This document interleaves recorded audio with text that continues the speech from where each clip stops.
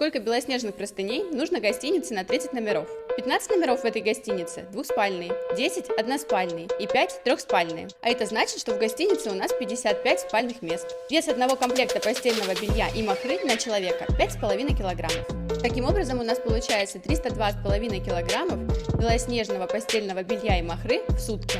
Допустим, смена в гостинице у нас занимает 12 часов, а стирка постельного белья идет 1 час.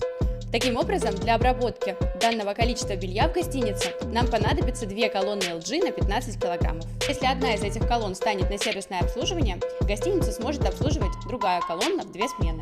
У нас большой опыт работы в подборе прачечного оборудования для разных видов бизнеса. Вот эти модели я советую. Сохраняй, чтобы не потерять.